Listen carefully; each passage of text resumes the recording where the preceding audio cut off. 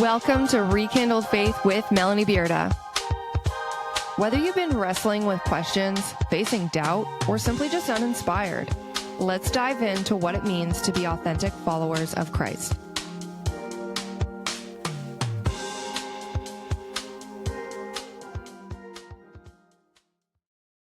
Hello, listeners. Welcome back to this week's episode of Rekindled Faith. My name is Melanie Bearda. I am the host of this podcast, and today we have with us a guest by the name of Ryan Hankey. Ryan, welcome to Rekindled Faith. Hello, and thank you so much for having me on, Melanie. I don't normally do stuff like this, but it's super exciting to be able to. I'm a little bit nervous, but I hope I can answer the questions pretty well. I've been in this kind of situation for a little while, so I know a few things, but a few things about myself. Like I'm 25. I've been living alone for about 4 or 5 years. I work at a Christian school as an EA out in Port Coquitlam. And I do lots of volunteering at my own church and at organizations like Apologetics Canada as well. So I'm pretty involved with a lot of youth work and things like that. So yeah, it's a lot of fun and it's very fulfilling. So yeah, that's awesome. And that's Apologetics Canada is my friend factory. Find my friend. Yes, definitely. Yeah. So Ryan and I have known each other for like a year, maybe 2 years now. I don't know. Yeah, roughly that. Yeah. And so for the listeners that may have been listening for a while, we just like a few months back did an episode on singleness and the church. It was with my co-host Andy and a female. And so this time I wanted to bring on a male. Obviously I'm not a man, but Ryan is. And I kind of just wanted to get his perspective on what it's like for dating within the church. So this is going to be a deep dive into what it's like. So the first question that I have for you is, what have been some difficulties with dating in today's church? So this one specifically, I had to think about quite a bit. There's a lot of people with lukewarm faith that are pretty young in the church. And I'm glad that there's lots of young people in the church. That's really good. But for those who are more solid in their faith, it's going to be a little bit tough navigating that at times. So one thing that I even need more practice on is definitely getting to the tougher issues first when you are seeking a relationship is something that's really big. Like finding out what you agree and disagree on in bigger life topics like politics, faith, and ministry, even like kids and what your career is and like finances and things like that. What are your goals? It's really hard to do the big question stuff, but it's super important to get that out of the way because you want to respect the other person's time, especially. Um, it's not like it's a rush or anything like that, but it's something where the connection does grow stronger even with other things that you might have in common, like hobbies and whatnot. So it's actually a better idea to get into the nitty gritty of things that are really when it comes down to it, stuff that matters more in a relationship, and the real breakpoints that you're going to find are going to be in the bigger topics. So it's a lot better to get that sort of stuff out of the way instead of, lack of a better metaphor, beating around the bush and talking to somebody in that way. But especially when it comes to this stuff, it's really good to encourage the other person to really just set their eyes on Christ, and be respectful about this situation. Because especially in larger church groups where there's lots of young adults, nobody wants to be seen as the guy or girl who's just dating around and things like that. And sometimes that's a little bit of what it is. People are trying to figure out who they like and what relationship is going to start up and really go somewhere. Um, but something I always keep in mind, and I have a T-shirt with it on it, is Matthew 6:33. But seek first His kingdom and His righteousness, and all these things will be given to you as well. So that always just reminds me, just set my eyes on God and His kingdom, and work for that instead, and the rest sort of follows through. But yeah, just maintain respect most importantly, and deepen your faith. That's super, super important, is to have your life set on that first. Yeah, that's so good. I wonder, do you think that there's an issue with commitment within people with dating? Do you feel like people are scared to commit because they're scared to make the wrong choice or they're focusing on the wrong things?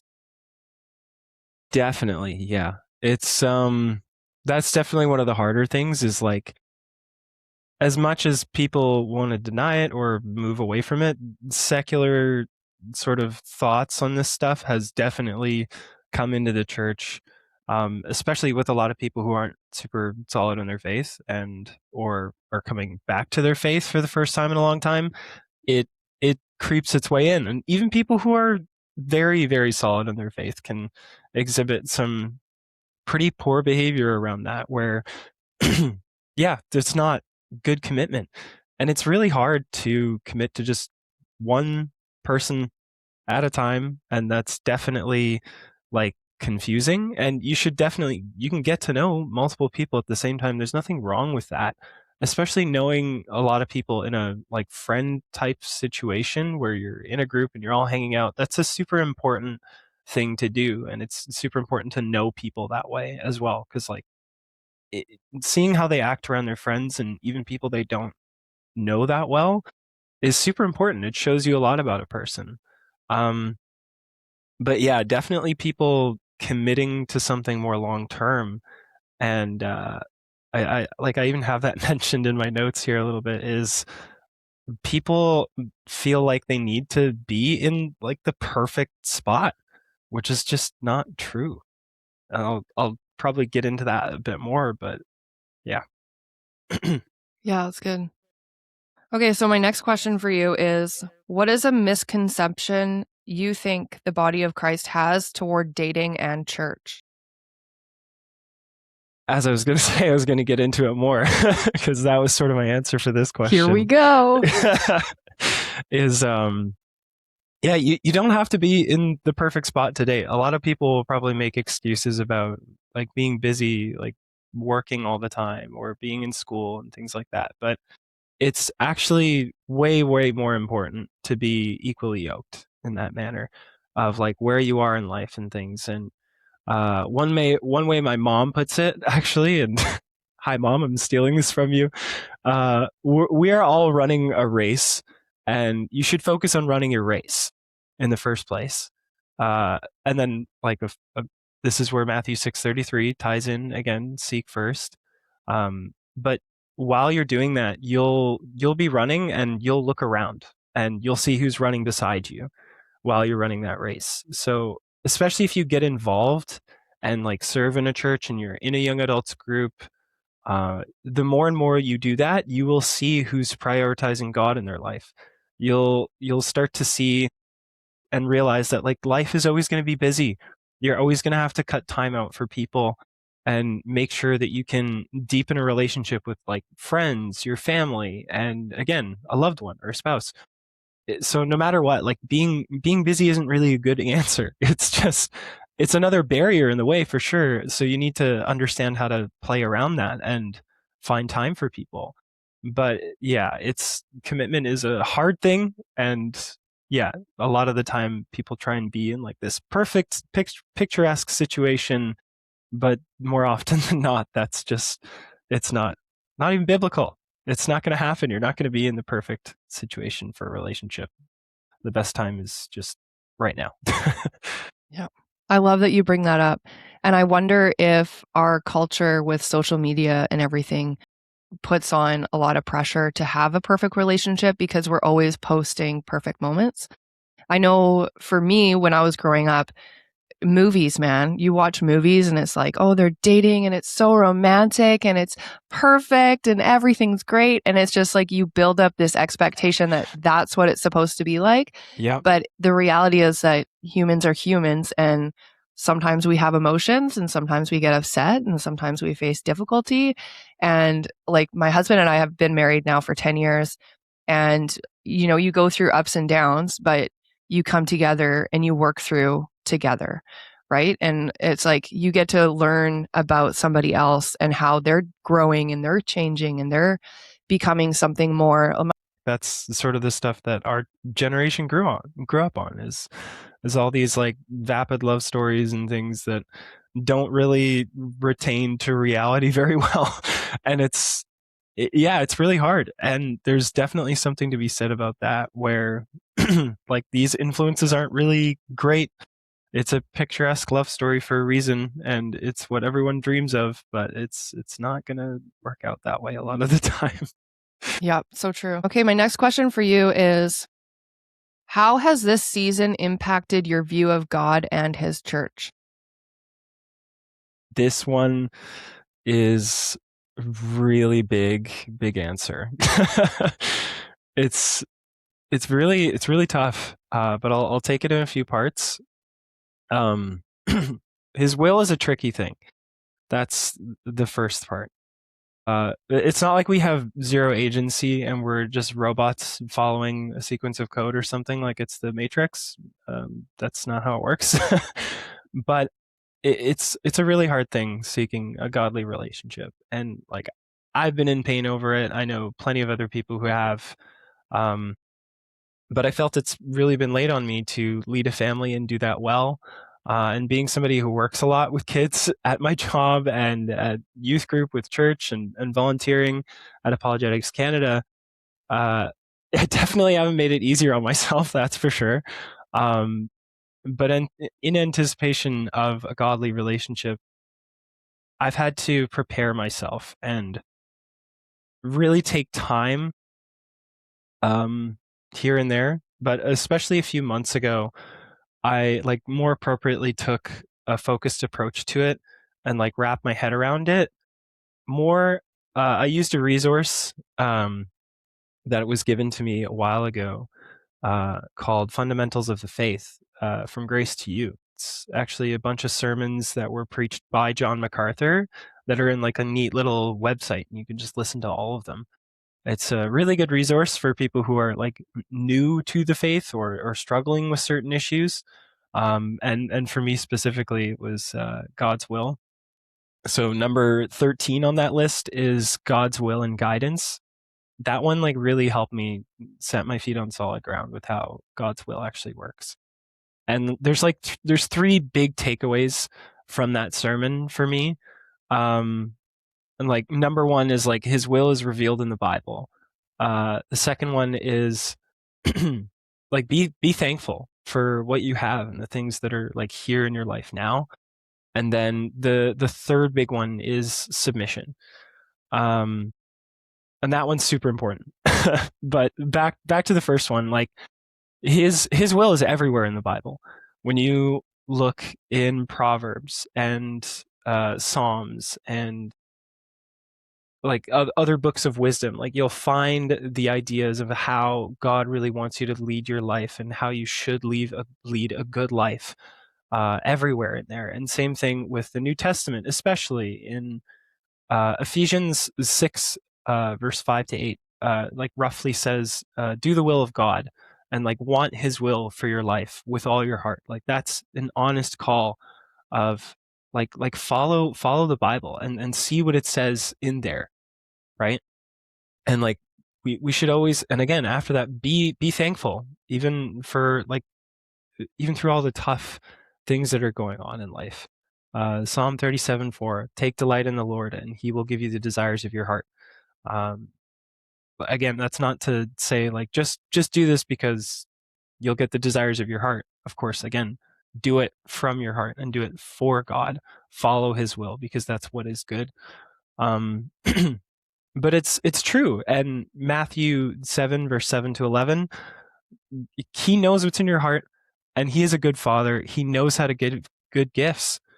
um and his son was the greatest gift of all. He forgave us for our sins. And yeah, it's really tough to get through a lot of situations that are hard, especially when you're looking for a relationship, to just be thankful. um but that's also where the last part comes in, is submission. And honestly, that's the biggest thing. It's everybody wants control, and a part of finding a relationship is a bit of that control. And a lot of people don't want to give it up, and I know I don't either. I'm pretty stubborn. Uh, but who knows better for our life rather than God? First Peter chapter 2 verse 15 to 18 is, it essentially says like, well, we'll suffer for doing His will. It's going to be tough to follow that out, and even in a Christian life, and even in the church, there will be things that people disagree on, and will go forward and move in on, where yeah, you'll meet challenges and friction, and especially when it comes to trying to find a godly relationship, you'll lose relationships along the way, which feels pretty bad. But ultimately, like, you're God uses that to shape you and teach you things. It's okay to grieve those losses and move on afterwards. So you don't stay in that emotion, but it truly is like, it's His will that you're not supposed to be married to them in the first place if the relationship ended. Um, and again, the Bible tells us not to be surprised later in First Peter in chapter 4, verse 12. Dear friends, do not be surprised at the fiery ordeal that has come to you to test you, as though something strange were happening to you. Like, he's like, don't be surprised. Relationships are hard, and I find it funny in that verse as well. It calls it a fiery ordeal, and it's like, yeah, I can't think of a better description for finding a godly relationship rather than a fiery ordeal. It's Relationships are a fiery ordeal. But yeah. That was good. I think, like, as you're sharing too, I'm thinking about the intention. Like, what is our intention when when we are seeking out a relationship with another person, and the importance of having that relationship with God firmly planted in your heart. And I love seeing it when couples are passionately seeking out the Lord first. And then they come together, even in that, reading the word together, praying together, serving together, all of those things. And you just see the intention of God in the heart of their relationship. And it's just is super encouraging. And I think, even like you said at the beginning, there's a lot of lukewarm Christians in the world and in the church. And it's tough, because trying to discern who you're coming up alongside, and if this is the will of God and all of that, it can feel very overwhelming. But again, I think that when we prioritize our relationship with the Lord and are seeking first the kingdom of God, then other things will fall into place if it is God's will for that to happen. And I think that if we are working too hard to force that puzzle piece in, then that is a big red flag that we need to step back and kind of reset and come back to the Lord. Mm-hmm. And as for answering sort of the second part of that question, when it comes to my view of the church, is like, growing up in my older brother's generation, like closer to you, he's 7 years older than me. Like, a lot of young people struggled to stay in the church. There weren't very many of them in the first place, and then a lot of people ended up leaving. And even when I became a young adult and started to grow up, like, I saw a similar sort of effect where, like, there wasn't too many people there anymore, and a lot of people started to like fall away from church. But I've seen it like really explode, at least around here. Like, online culture changed quite a bit. There's new Christian musicians that have come out big. Things like around here, like Amen worship out in Abbotsford. A lot of young adults. It's meant for all ages, but a lot of young adults go there, and it's inspired a bunch of churches, including our own, to just start up their own worship nights and study groups and stuff. Um, and so there's just a huge influx of young people, because that sort of compounds on it, because people are like, all right, let's just invite all our friends out and we can go have fun and do this worship night thing. And yeah, so it's sort of just cascaded over a bunch of different churches. Um, so for me, it was a little strange to see how it shifted from a few years ago when the pandemic happened, and then like growing up seeing it change in this way, and the churches respond in such a meaningful way, and like really just support us and try and push forward to that. and see a lot of new young adults start investing in their faith. So yeah, it kind of went from like, oh, there's not really help for us, to wow, there's a lot of resources and a lot of care there. A lot of people are passionate about helping the rising generations to really grasp hold of what it means to be a Christian and what it means or how to have a relationship with the Lord, which I've been encouraged by too, because for me, I walked away from faith at like 16. And prior to walking away, I'd gone to youth groups and stuff, but I always felt like the outcast. And I partly put that upon myself because I felt like I was unworthy to be around Christians because I thought they were all perfect. But then I also had this expectation that Nope. they were supposed to love me.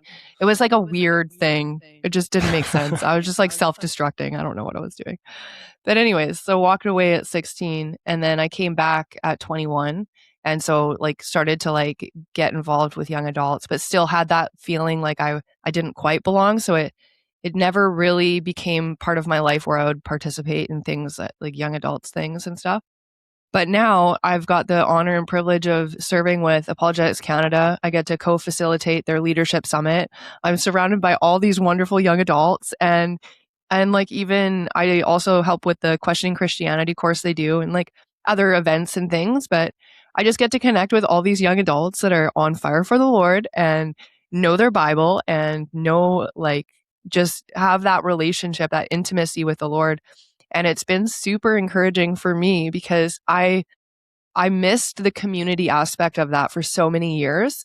And now to have these young adults come up to me and like some of them know more than I do. And I'm just like, oh my goodness, teach me everything. It's beautiful. Wow. Yeah.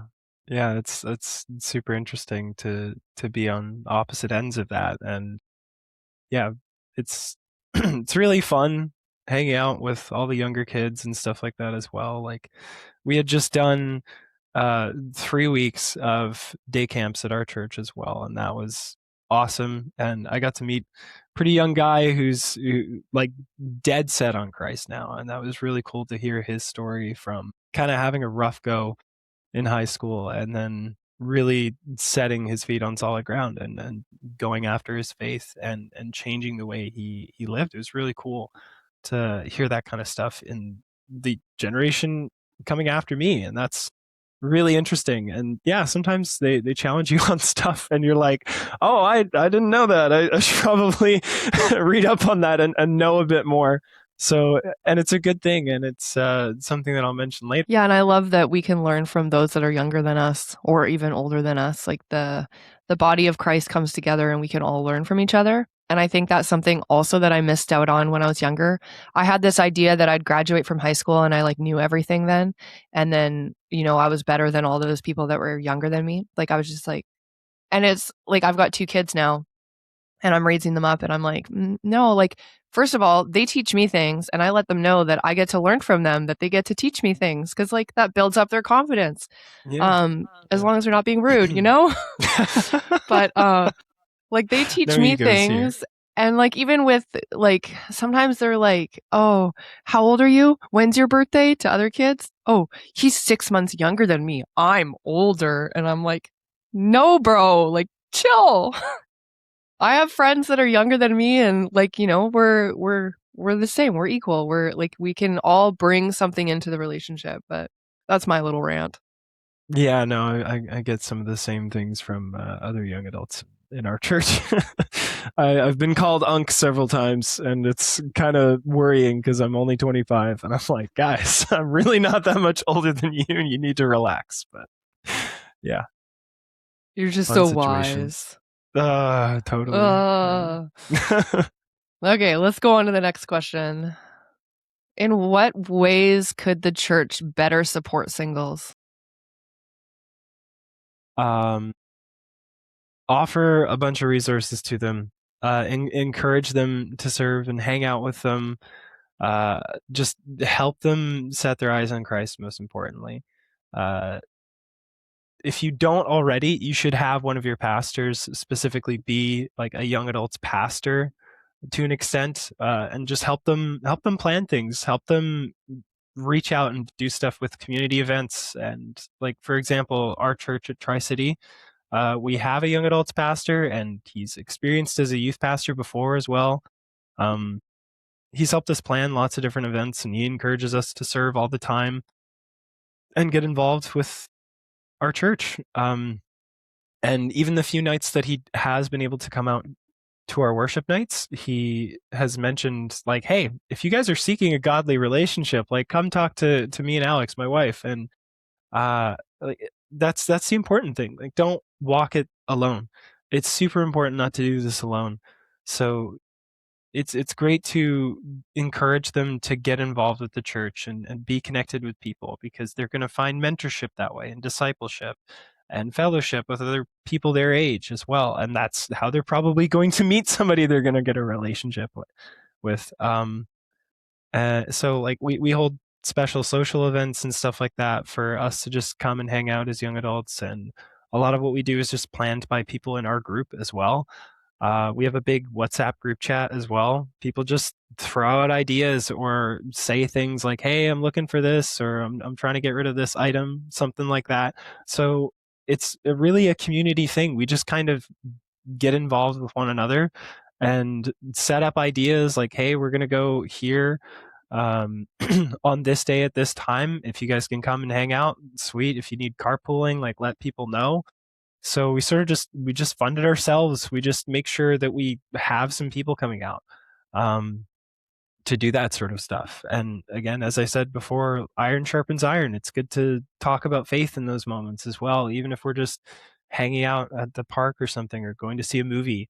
Um, and at our worship nights on Wednesdays, we specifically ask people all the time, like, if you have it on your heart to share your testimony or share a word or a message. We've even had our young adults pastor come out and talk about stuff. Our One of our lead pastors come out and talk to us. And we've even had just uh, members from our church as well come out and hang out with us as well, like young couples, which is super good, because again, it's like they're in a relationship and they know how this stuff goes, and it's good for them to be around there and encourage us to mingle and talk to one another. So I think my biggest piece of advice to other churches would be just get involved with your young adults. We really need guidance, and it just helps so much to like make us feel cared for as well. Like we're another member of the church, and like specifically in our group, a lot of us have become members, which is super great. A lot of us have gotten baptized, especially recently, just in the summer, and it's cool to see. But yeah, to keep that going, we really need the support of the church. So yeah. Yeah, that's good. I would also say that, like you kind of touched on it, the importance of mentorship. And for the young adults that are in a season of singleness, if there's somebody in the church that you look up to, that you see their marriage and you can see that they're honoring God and that they're deeply rooted, then like ask them to take you out for coffee and like share with them, just build a relationship with them and get to know even their own perspective or experience or hope that they have within their marriage and stuff like that. This just comes from, I had a friend that was like having some difficulty in her marriage, and then she went to somebody that was like twice separated from their significant other and like not happy with men, and asked for advice from her. And then, the advice that she's being given is to leave the marriage. And so to just really start early, even to cultivate relationships with people that are showing the fruits of the spirit, that are showing a mature love for the Lord and for each other, and being able to like build up that relationship and everything. And even in general, go to people that have what you want instead of going to people just because they're there. I'm wondering, like, would you be willing, this is quite vulnerable, but would you be willing to speak to like hookup culture or like pornography within the church, like any of that? That my curiosity would be like, how is that coming into the church dating scene, and is it making it more difficult for people to find healthy relationship? Um,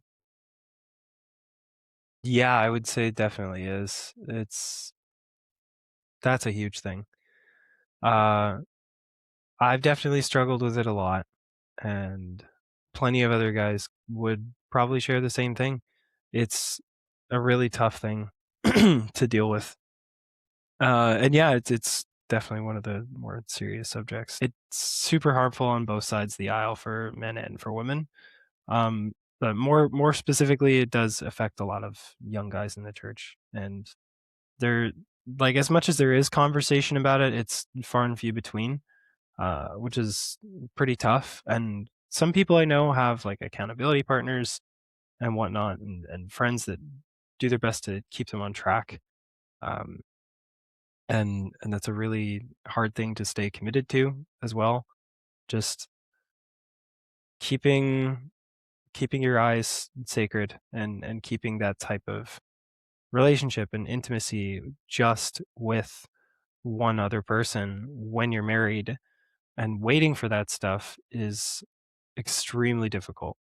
And especially there's a lot of pressure around pretty much everybody to just sleep around and do whatever you want for a while. It's pretty rough. And like you mentioned earlier, like dating apps and all this, it's a huge mess. I've been on dating apps before plenty of times, and I I refuse to use them now. It's awful. It's predatory towards young men especially, and it doesn't help anybody find like a good relationship, or at least one that's going to honor God. And yeah, I mean, it's possible. It's not like it is impossible. There's plenty of people who've met on dating sites, especially Christian dating sites, that have gone on to get married and live long time, stay married long time, and till death, right? So it's not impossible using dating apps, and I'd encourage you to at least try your hand at it if you feel up to that task. But yeah, you're gonna encounter more of the issues of that, and of pressures from secular worldview to have sex, to go out and do all these other things, to go out and party, to make your life seem more interesting and fun, even though, like, hey, what you already do is probably okay. Um, you don't have to. It's just it's clout chasing, really. A lot of people are interested in being famous and whatnot, and there's a lot of people, including some people that claim to be Christian, that their dating profile has like pretty much nothing on it, and the only thing that's on there is like an Instagram handle, and they're just trying to gain a bunch of followers. There's a lot of people that end up just doing that on there as well. um, yeah, it's not impossible, but landmines of people that they don't have a deep faith, and they're not looking to deepen their faith. You're going to encounter way, way more of that on those apps, and looking for that sort of thing. But yeah, hookup culture is strange, and it's definitely gotten into the church. I've not personally seen any of that happening in my young adults group, but I've heard from other places, and I've seen it happen before when I was younger, where that stuff has started to seep in. And it does suck to see, but it's a hard truth. It does happen, not all the time, not super often, because I feel like a lot of young adults still have a big fear of like, oh, like I'm looked down upon. Um, but I think that's something that I'd even say to young adults is like, if you have gone through this and you have experienced this, and you want to turn away, do it. Turn away. Don't sink deeper into your sin. God is here, and he is forgiving. And that's something that people forget all the time, is that they look at the church and they just see judgment. And it's really, really hard to look past that. And yeah, you've done something wrong. You have to be held accountable to what you've done wrong, even here on earth. But it doesn't mean that the church is going to turn you away. A lot of people are actually going to surround you and comfort you, and tell you, hey, we have to walk through this together now. This is a hard situation that you've put yourself in by your own actions, but we can't just leave you alone now. that's definitely not how I've seen a lot of churches handle it. Um, and depending on the severity of the situation, yeah, of course, maybe a stronger action has to be in place, but know that that's coming, and it sucks to face what you've done wrong, um, and live with that, but it can be done. Um, yeah, I don't know what else I have to say to that. Yeah, I appreciate you sharing. I just think too, like for myself, that I walked away from faith as a teenager and I felt pressured into things that I wasn't really ready or wanting to do, but did. And I strongly suggest not giving into the world or giving into the human desires or allowing people and situations and circumstances to determine what you do with your body. It does not help. I think that, man, I just admire young people that save themselves for marriage, for one person. And I think that what God has created in the marriage relationship is something that is beautiful, but the world can often like look down on or make fun of. But when you think about it, when God brings together two people and they come together in marriage and they have the rest of their lives to get to know each other, to just like, know the body of your spouse. I think that that is a beautiful process of getting to learn about the other person on a clean slate, that it doesn't come with anything else. It's not marked by anything. It is just purely you and your spouse. I think that's a beautiful thing that God has created for us and a gift. And I think that when we step outside of that gift, then we just create a little bit more difficulty with our relationship later. Um, that's just what I've learned in my own life, my own experience. And I wish I did save myself for marriage. I have that regret. But like you said, there is hope, healing, and redemption for those of us who have stepped outside of that mold. And, the Lord does and has, He's offered me healing, but it's just something that's always been on my heart because, when I was a teenager growing up, it was like there was the big push. Like if you didn't, then you were just, weak or pathetic or, oh, you're just a goody girl or whatever. And like I even had boyfriends that would say to me, like, this is how I show my love for you. Like, do you not want me to? So it's like a manipulation and control type of thing. And it was just like, I don't know what to do here, but I feel like this is what I'm supposed to do. And then I just didn't want to date because I didn't like that pressure. I didn't like that form of commitment because I wasn't ready for it. So, my encouragement is that save yourself for marriage, everybody. Everybody. And if you haven't, then there is hope and healing in Christ. Yeah, it's it's a super difficult situation to get through that sort of thing. And yeah, you're probably going to encounter people that will pressure you into things that you're not comfortable with, and you have to draw the boundary somewhere as well. Where like, hey, maybe physical intimacy is too much for you guys, and you absolutely have to draw the line and be like, nope, we can't do this. We can't cuddle on the couch, even with a blanket in between or whatever. Like it doesn't matter. You can't you can't draw those lines. And even the Apostle Paul says it himself. Like I think it's in Romans. Like if it is sin for you, if you feel convicted of that sort of thing, don't continue doing it. You should not.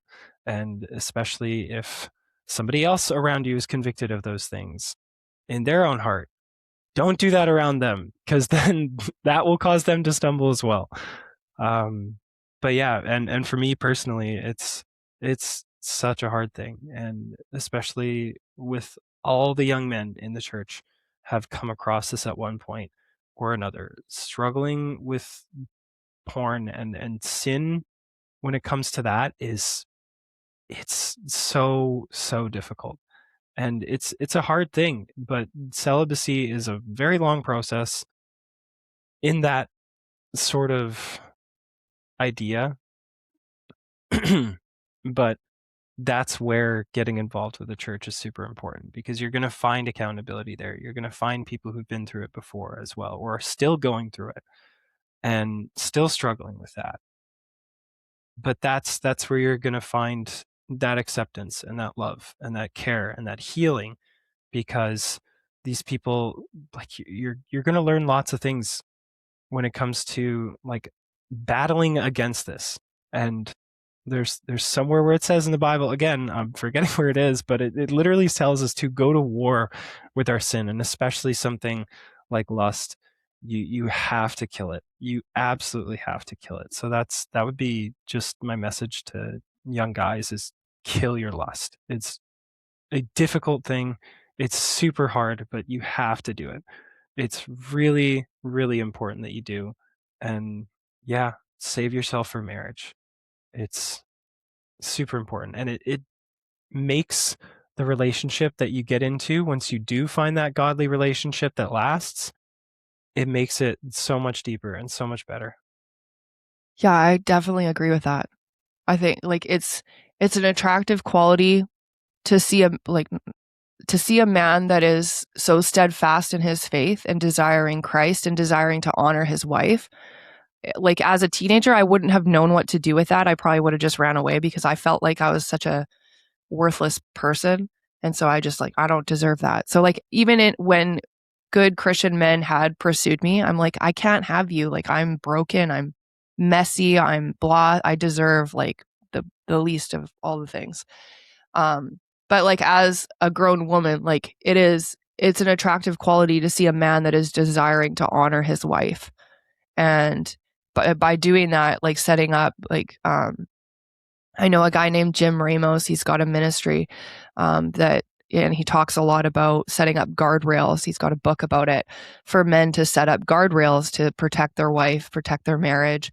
And I mean, that starts before you're even married, of like setting up those guardrails. And man, I've seen marriages that have crumbled because of pornography addiction, and women that have just felt so destroyed and ripped apart because their husband is doing that on the side, and then it just like destroys the woman's value and self-worth. And then like there can be so many other aspects within the marriage that are causing stress and all that stuff, but it doesn't provide anything of good, like no good fruit, right? It just corrupts and destroys. So, it's a hidden sin too. It's a secret sin. So it's not like, oh, everybody can see that you're doing these things. It's very hidden. So if there's any men that are struggling and listening to this podcast and struggling and feeling convicted about what they've been doing, oh, could you just like encourage them or help them to just take the next step of asking for help?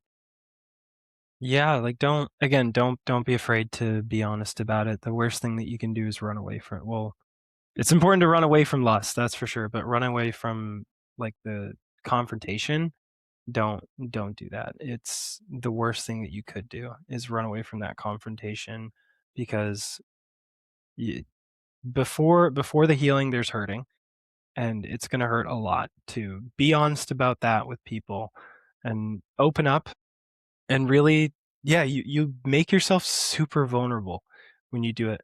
So it's important to deal with people that you trust and that you can that will hear you out and understand your situation. So like young men need to go to older men, especially that have dealt with this, or done their best to rid their life of this, and find that guidance and talk to each other. And it's really, really, really hard to be honest, but it's super important that you do. So give up that chase on that stuff. It doesn't, like you said, it doesn't bear good fruit. It's the enemy has come to steal, kill, and destroy, and that's what happens when you give into that stuff more and more. So take the leap, jump into the pain when it comes to being honest and open with somebody who's going to help guide you out of that. Yeah. And I think that there's a lot of men that have struggled with pornography. And when it comes to people within the church, like I think, like I don't know the statistics, but I'm sure there's a high percentage of men that have battled that addiction. And so even though it's scary and vulnerable to come forward and be like, hey, I'm really struggling with this, there's a great likelihood that you're going to encounter somebody else who has also. And then, you, like you said earlier, iron sharpens iron. You could hold each other accountable, walk together, and pursue what God has for you, which we've talked about. And in that marriage relationship between a man and a woman, God has given us so much beauty within the heart, soul, spirit, all of it. And you will not be shortchanged in what God has for you. So just hold fast to that relationship with God and pursuing the kingdom, and yeah, be encouraged. Yeah. And the other thing is again, like through this, like if you're already in a relationship, especially, like don't leave that relationship because of this sin. It's important to again remember what I said earlier. Don't think you have to be in the perfect spot or anything like that. You don't need to be. You don't have to be perfect. We're all going to be struggling with these things for the rest of our lives. So it's better that we get a grip on it and know how to deal with it now, because it's a fight. It's a battle. It's already won. Yeah. And the way that I see like addiction, because I'm a recovered alcoholic addict, is that once you open that door, it's easy to open it again. So for those that haven't engaged in anything, I would encourage you to keep the door shut, because it's easier just to never open it than to open it and have to close it later. But again, like if you have opened the door, then just know that there is a peace available to you as you pursue your relationship with the Lord and as you walk with brothers or sisters through this life. Like there is a peace, because like I don't crave alcohol anymore. I don't want to drink alcohol even. So I do have freedom from it, and I do believe that that's the same for any addiction, that if we do the work to get ourselves out of it and pursue Christ, then we do have that release, that relief from that addiction and the monster that it is. Yeah, and like I think the biggest piece of like practical advice that I could give to young men surrounding that is like go be physically active with the world. You're meant to go and do that stuff. Go on hikes, go play sports, go hang out and do stuff. And that's the other thing, is like the more you occupy your time with God, with fellowship with other Christians, in reading the word, in praying, yeah, like you said, you'll notice more and more you won't be desiring those things anymore. Literally, this kind of goes back to that sermon as well, is you'll start to see your will and God's will collide like this, when in actuality it's like, this is God's will, this is your will, and you slowly start to align with his. And you'll see that for your life more and more when you do that and you delve into the word and you really commit yourself to that. But yeah, be physical. Go out and exert energy, because that's another thing. It's a huge thing to tire yourself out. Occupy your day with friends and family, because those people are going to hold you accountable. Those are the people that you can trust in the first place. So, and it's definitely a lot harder to, sneak away and go and do something in secret when you're hanging out with family and hanging out with friends and doing that all the time. So, yeah. Yeah, or serve at church or go volunteer somewhere. Exactly. Exactly. Yeah, so good. All right, well, we're getting near to the end here. So, Ryan, I just like a general last question. Do you have any encouragement specifically for Christian singles in the church? Yeah. As I'm still single myself, one of the biggest encouragements to me, especially, like, I've had quite a few doors closed on me in the past few years, and I've struggled with that a lot as well, especially early on. Y- You might idolize that relationship, and that's really, really hard. And that's another sin to deal with as well, and deal with it now, kill it. But alongside that, there's always been the gospel, and I think that's funny, because you had even released a video about returning to the gospel just a few days ago. But that's the hope that we have, right? And there's a super deep relationship there. It's a level of depth that we can't even reach with a romantic relationship here on earth. You're gonna find that in Christ, and it's super important to get into that. And that's the other thing, like Proverbs 3, verse 5 and 6, trust in the Lord with all your heart and lean not on your own understanding. In all your ways, submit to him, and he will make your paths straight. that's who you need to trust in. But don't lose hope. It's if it's been truly set on your heart by him, God will ultimately fulfill that by his good plans and not ours. So it's important to humble yourself and submit. Just know that when things look especially like grim and like things really suck, you should again smile and thank God, because if it's bad, it's not over, and you'll be thanking him after all the things that he's taught you with like maybe some odd number of failed relationships and things, but you'll learn a lot. You'll come out with battle scars and you'll be better for it. But like most importantly, like he's a great God. He is a sovereign God, and above all else, he is love and he knows what you're going through. Amen. So good. Well, Ryan, thank you so much for joining us this week on Rekindled Faith. I'm excited for this episode.